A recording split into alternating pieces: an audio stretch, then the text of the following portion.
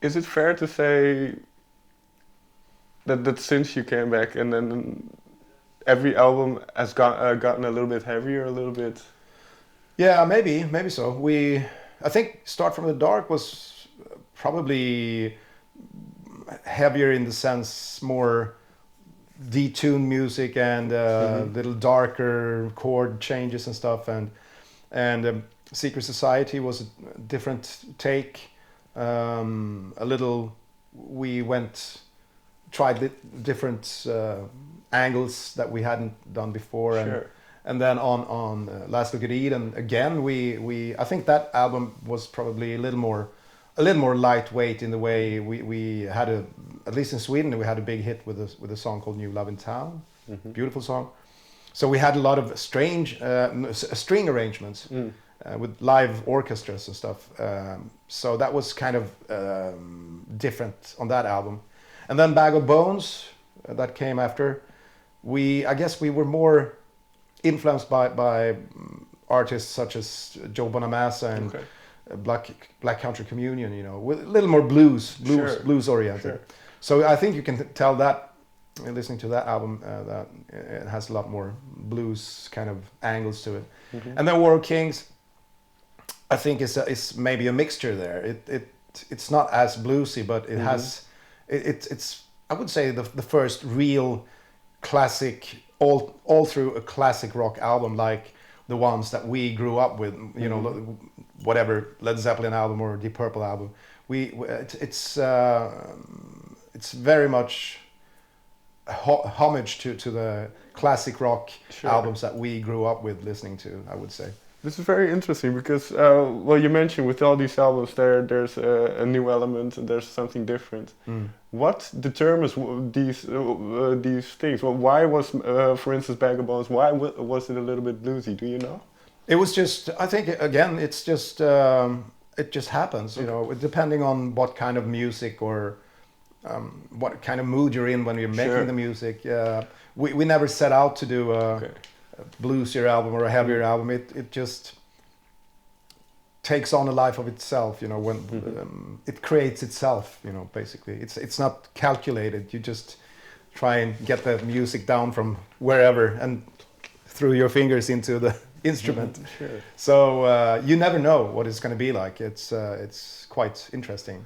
You mentioned earlier on your love for 70s rock music, and well that you host a radio show.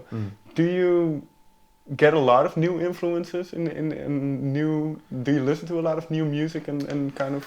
Yeah, well, I listen to I wouldn't say a lot of new music because there's so much new music coming out that you basically I wouldn't have the time and the patience to listen to all the new bands, but the new bands that I hear, some of the bands I like a lot, but honestly speaking, many of those new bands that I hear that I think are good, they remind me of Led Zeppelin or they remind me of Deep Purple or whatever band.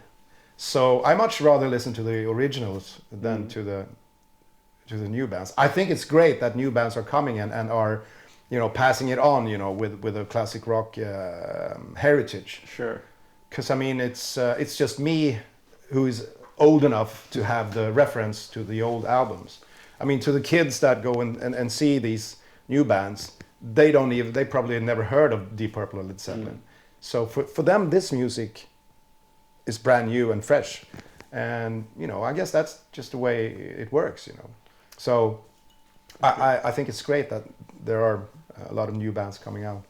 And well, obviously it's again this year the 30th anniversary. So are you aware of your own legacy? You mentioned all these bands, Led Zeppelin. Are you aware of what Europe has? Sorry. Yeah, well, it's kind of weird, It's because for me personally, I'm still a huge music fan myself, and so to me, I'm still very much a teenager in my mind, And whenever some Europe fan comes up to me and tell me stories, I remember the first time I heard the Final Countdown, or we were making out, me and my girlfriend, or whatever. They have so many stories that are really funny. Of course, it gives you the sense like, shit, I've done something that people that matters to people, you know. But it's really hard to be able to see yourself as a, you know, like whatever we've done is important in any way. But it's very flattering, of course, and it's a wonderful feeling to know that at least you, whenever this is over, you know, you have left a mark in the music history somehow. Is this this might be wrong, but is this in the back of your mind and as well when you're working on new material, that it's part of your kind of a catalog that you will leave behind? Yeah, definitely. We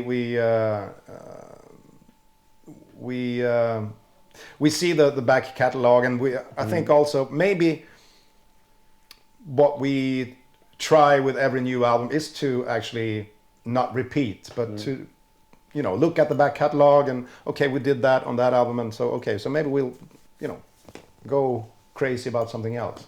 So that's good, you know, and it's like having an art gallery, you know, with different pictures you can look at, and you get different feelings from different pictures. So I think the next Europe album is going to be probably a bit different from War Kings, I guess. Well, I believe you're heading into the studio early 2017. What do you notice about what you've written so far? What do you notice about the direction? I haven't noticed anything because I haven't heard anything. Okay. So the process hasn't... You know, the thing is, I know that for Joey, for instance, he creates a lot of music in his mind before it ends up on tape, or so you can hear it. So I'm sure he has a lot of song ideas in his mind. I also know that John Levin, he has a couple of really cool riffs. He played it to me. And the same with Mick Michaeli. He's also he's got a lot of song ideas. Sure. So actually, after Christmas, we're gonna start rehearsing the songs and go into the studio in the February the 1st. And do you? I suppose not. But do you know when about you are trying to release it? It's gonna be released sometime after.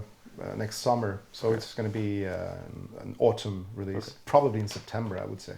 Okay. Yeah. Then I have two more questions. Yeah. The first is, well, we talked about the Final Countdown, the album. What? Because, well, obviously you've listened to it a little bit in this year. So what is your opinion about that album now, after 30 years? Well, the thing is, since we're playing the whole album through. We have you know, some of the songs from the Final Countdown album we basically haven't played since the 80s. Sure. So it's a little bit like rediscovering songs like Heart of Stone and Time Has Come and Love Chaser and those songs. And I have to say, for me personally, those songs really hold up still. They have aged with gracefully. Sure. Yeah. So. I enjoy playing these songs a lot. It's great, and also the way we play these songs today.